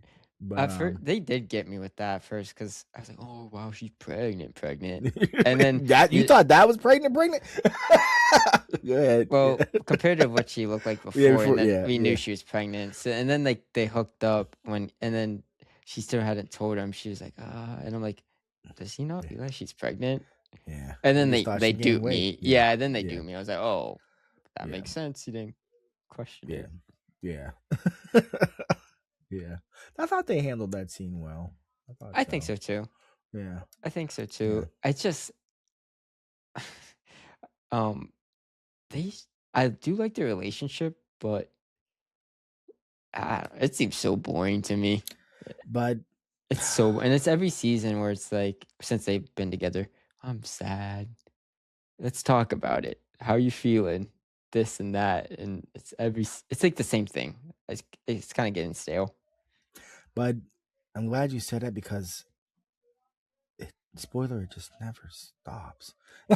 Really? It's like that in the book too. Yeah, there's like I don't even know what to say without just wrecking the whole thing. But yeah, but it just seems like, I don't want to say they don't have chemistry, but it's just so vanilla. Well, it's always something with them. That's all I'm saying. It's always something. It's just like, come on, man. Like, it's always something. Yeah. It's always Mark's fault. So Mark just makes bad decisions. Enough. Yeah. He just does dumb shit. Mark just does dumb shit. He just does stuff you do when you're 20 years old. Yeah, and the only one strong enough to stop him is his dad, and his dad ain't never around. So he just does dumb shit, and he's just unsupervised. So it's just like, Mark, wait. Absent there father. He goes. Yeah, there goes Mark doing some dumb shit where somebody could stop him, but he's invincible. So he's going to go but he gets it honest because his dad was like, let's blow up the planet. And Mark was like, you sure? He's like, yep. Yeah.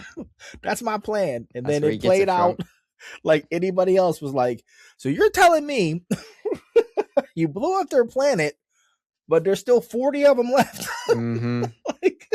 To be fair, when it was happening, it made sense Mark, in the moment. No, like Mark was like, what are we doing? Just fly straight. So you're just listening to his dad. But yeah, why was that worst plan ever? Yeah. Like that plan was not a plan. That plan was like, they're really mad now, Nolan. Yeah. And like they survived just because Thrag spared them.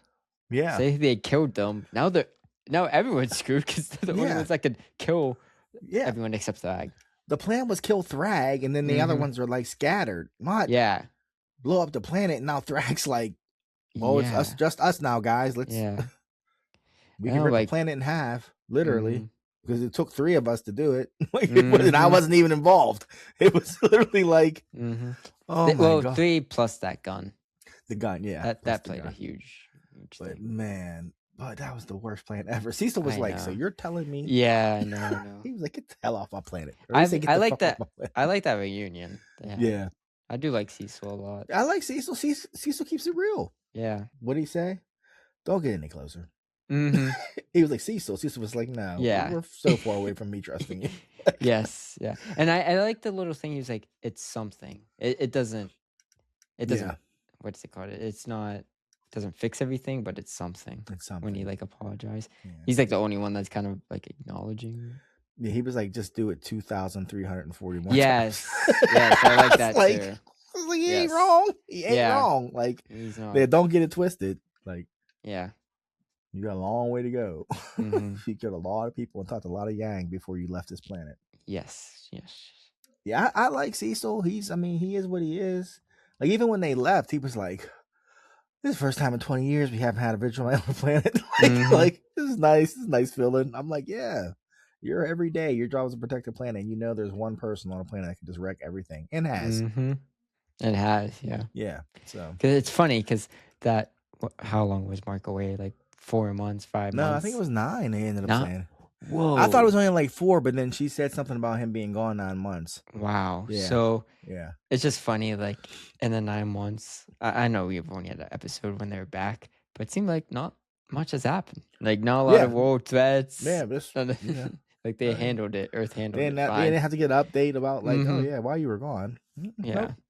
Everything's cool. Yep. But I need to I must have missed something though, because I don't remember watching Robot and Monster Girl get sucked through the thing. I don't remember that. It was the episode with the aliens showed back up. Yeah, but I don't remember them. Oh yeah, they got. I don't remember because Robot was. I forget why he went in. Oh, because he had a theory that the thing that they had to destroy was on the other side, so he went in. He threw up in the shower. He threw up the squid thing. That was a totally different episode. I might have missed it, but I might have skipped one. Did you see the aliens attacking? Yeah, when they were all attacking and Mark punched him in the head. No, not those aliens. Oh, the other aliens. Yeah. You know what? I missed an episode. I must have missed it. Yeah, because I was like, wait, what? I mean, I knew that was coming, but I was like, wait, why are we trying to rescue them? Besides that happening, I can't remember. Yep, I missed it. I did skip it. Oops. Yeah, Oops. I really don't know what else happened besides that. Well, that's like I said. Wait, was that the episode with? No, it wasn't. You saw the episode with the Scourge virus, right? The Scourge virus. When they showed what it did to the planet. Yeah. It was episode 3 then. The episode right after with Vilbot. Yeah. I must have. Oh wow, I must have missed it. No, you saw the Damien Darkblood episode. No, I saw the Damien Darkblood. That was awful, but worst episode of the show. Yeah, I'm not sure what the point of that was, but it was filler, man. Yeah, and how you gonna have filler for a show that only has 8 episodes? I know. It's like I was like, why is this an hour long too? Yeah. And you're adding it like that was. Yeah. They like hyped this up like, oh, this is an original storyline for the show. Yeah.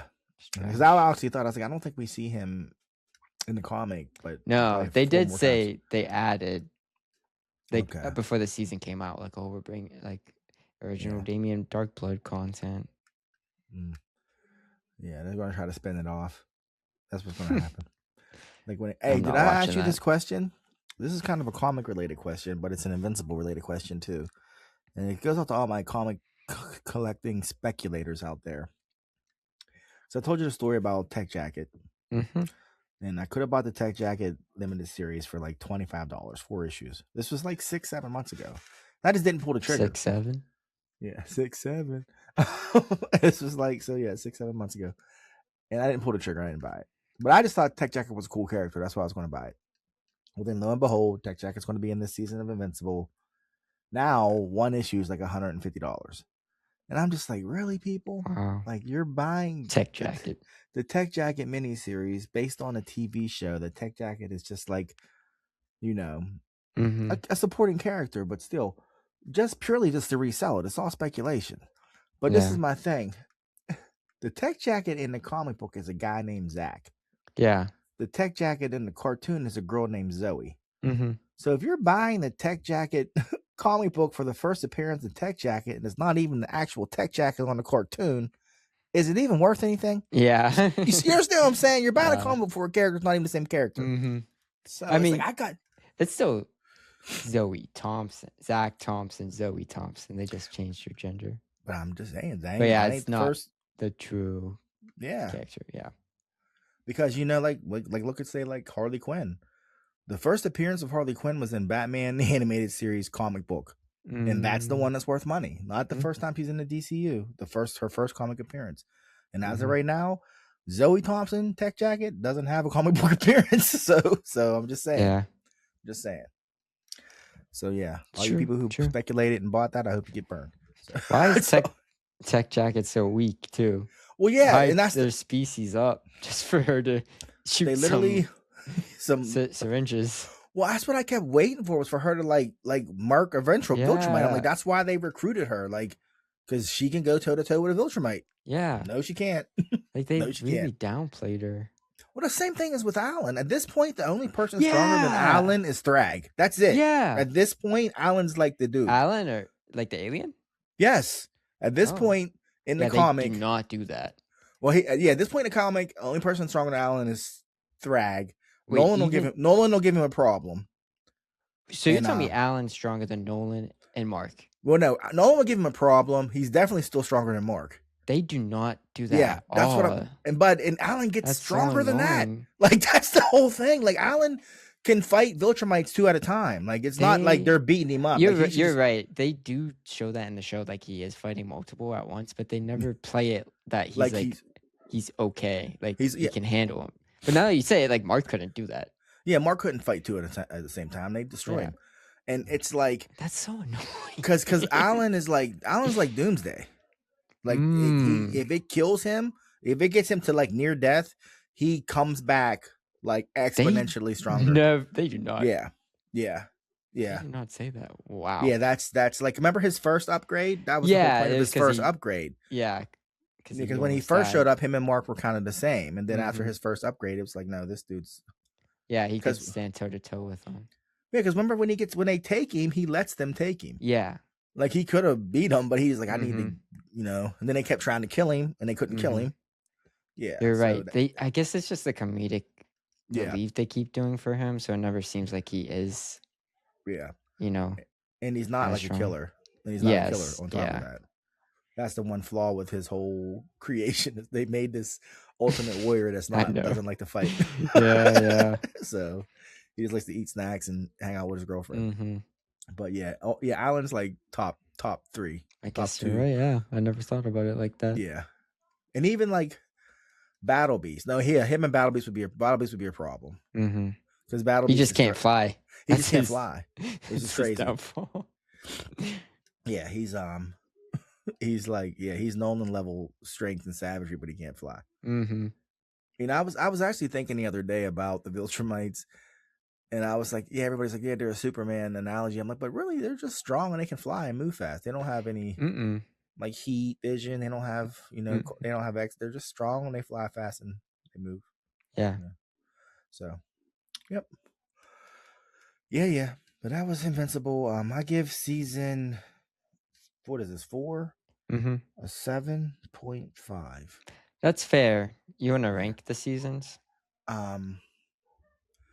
No, you can, because I have a hard time remembering what happened in each one. One was, you know, him killing the lead or the Guardians of the Globe.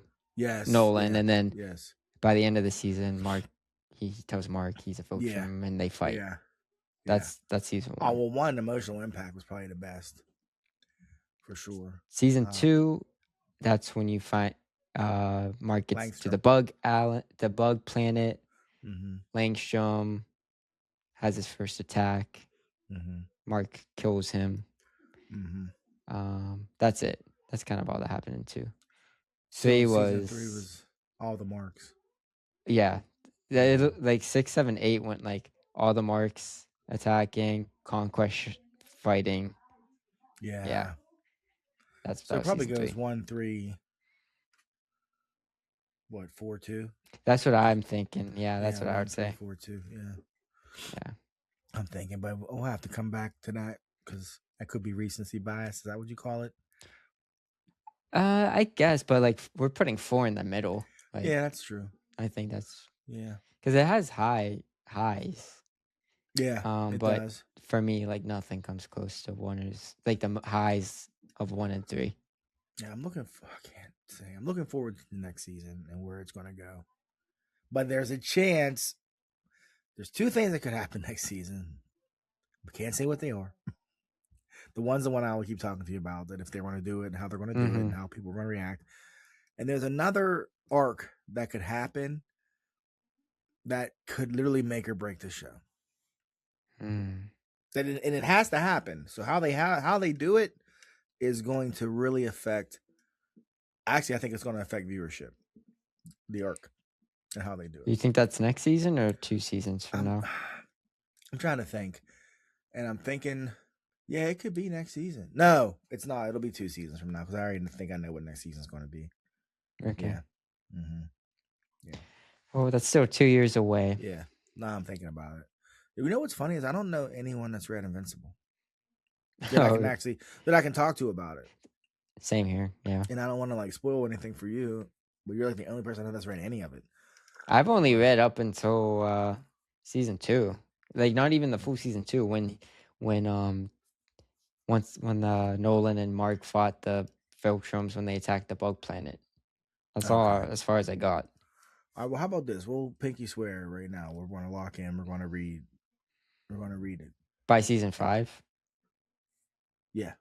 Okay. Yeah, that's fair. I can do that. Yeah, we'll lock that's a year. So yeah. Okay. But that's a year. I can do that. Yeah, you can read. The only issue is I am going to buy the omnibuses. That's my only issue. Oh, that's big. That's gonna be like $50 a pop. A grip. Yeah. Yeah. I mean, I ain't gonna say you can read them online for free. No, I'm not doing that. You're not gonna do it. I can, but man, that's gonna look nice on the shelf. That is gonna look nice. That will look real nice. Real nice. Yeah.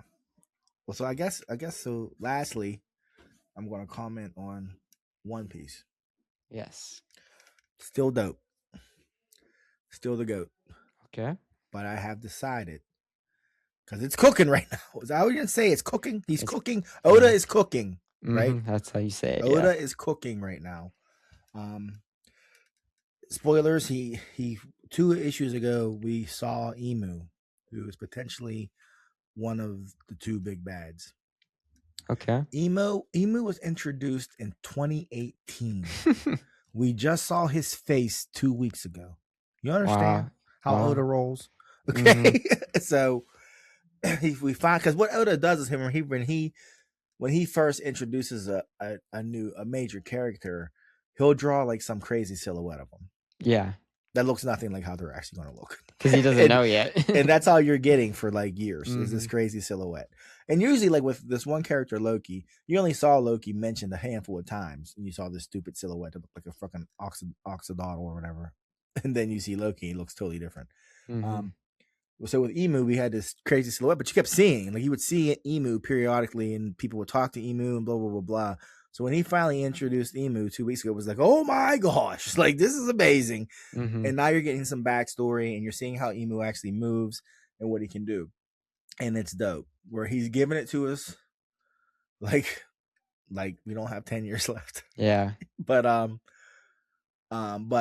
I've decided I'm going to just start reading it monthly, at least for this period of time, because however many pages I get in the manga, it ain't enough. It ain't enough, because he's really like bringing it, and it's like flip. That's it.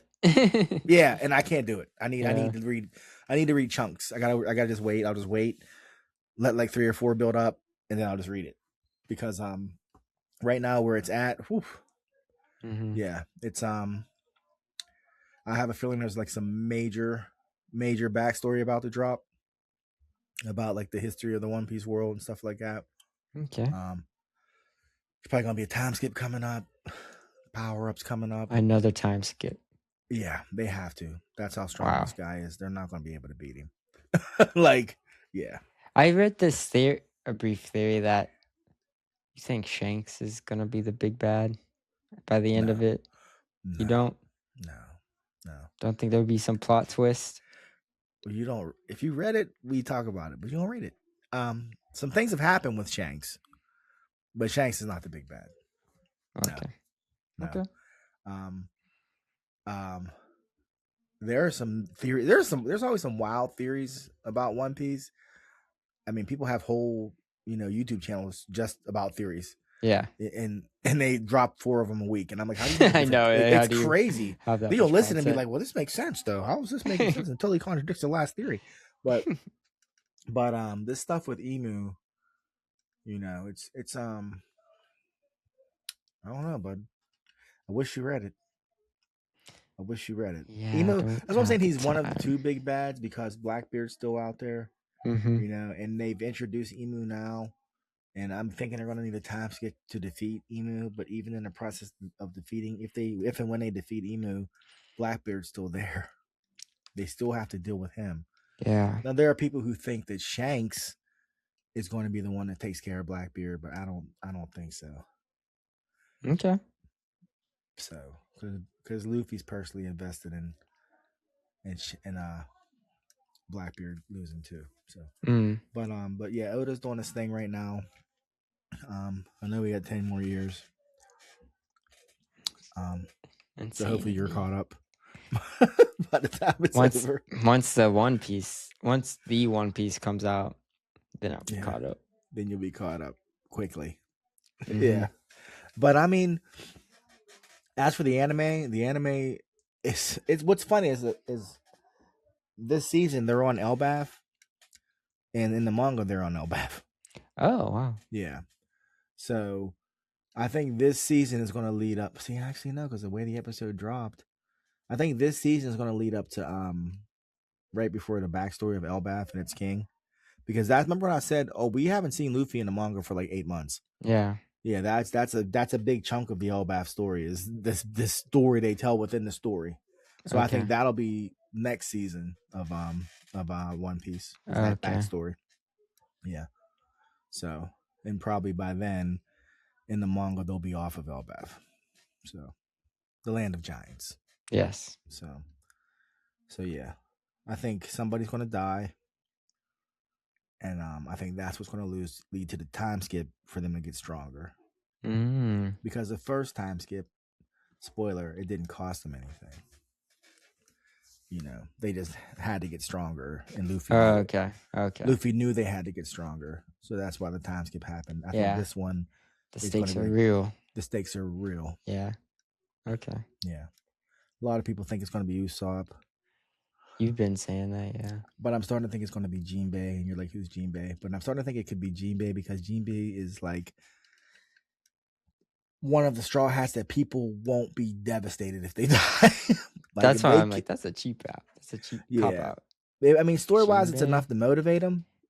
You know, but if they kill Usopp, you might. And there's still 10 years of story left. You know what I mean? Oh yeah. How do you spell Jinbei? Jinbei, Jin. Oh, it's like that. Yeah. He's a Straw Hat. Yeah, you're like, he's a Straw Hat? Yeah. But actually he's not an official Straw Hat because they never toasted him in. Oh. He had to toast himself. Every time Luffy wanted to toast him. So he's gonna die and they're gonna finally toast him as he's taking his last breaths. Yeah. But you gotta read it. I do not have the time. You want me to read Invincible or you want me to read 2,000 chapters of One Piece? Okay. Good point. You should have done it in the winter when you were like bulking, just sitting around. But now I'm not doing that. You never bulk. Just sitting around. Yeah. But yeah, so One Piece right now, it's still dope. Yeah. I'm chipping away at Stephen King's Wizards and Glass. Nice. Slow down a bit.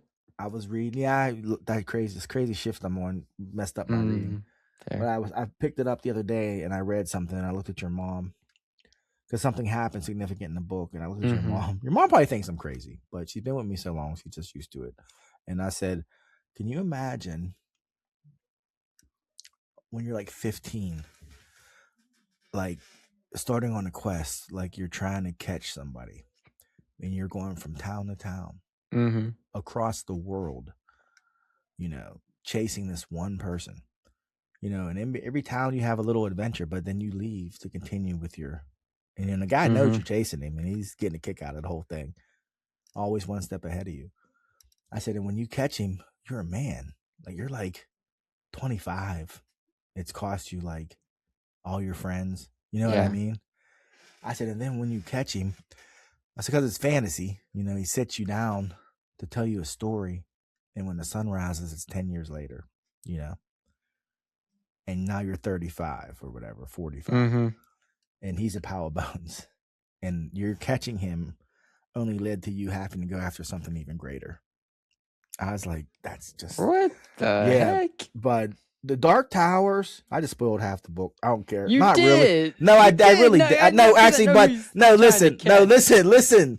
Everything I said to you, you know in the first book. The very first book, everything I said to you, you know. Yes. But him telling the story becoming power bones. That's in the first book. That's in the first book. Not him catching him. But that's what leads to the... Yeah, it is. It's in the first book. But the fourth book, remember? Because he does catch him. I forgot. And he tells him that whole story. That whole sequence was kind of confusing to read. But the fourth book is him telling his people the story of... You don't realize it until this moment. I'm like, this is the story of what started the whole thing. Okay. You know, you're getting a flashback. Enough said. Yeah, but when it hit me, bud, I was just like, man. Then I'm like, people, you can laugh if you want, all you whatever, literary, whatever. Yeah. Stephen King is a beast. He is a beast, and I'm telling you, I cannot believe it took me this long. He is a beast. I love these characters. Love He him. is good. I'm a fan. Low key perv though. Low key perv. Yes, yeah, he does write like sexual scenes, really. Like, I mean, just like out he of has nowhere. a way. Yeah. And I'm like, what? Yeah, like what Yeah, did that have to do with anything? Yeah. You're like, what details? Like, why was those details necessary? Yeah, like, like, why did that even happen? But yeah, why? Even those details? She was just getting a glass of water. How come it led to that? Like what? Yeah, he does. He does do that. Yeah, he does. He does. Yeah. But yeah. So I'm enjoying the Dark Tower still. That's good. I just wish I had more time. That's all I have, though, buddy. That's all I have too. Okay. So next episode, when we have a special guest, if they handle their business, yeah. We'll see. Until then, he's Son. And he's Pops. And thank you for listening. Mama say, Mama sa, Mama kusa.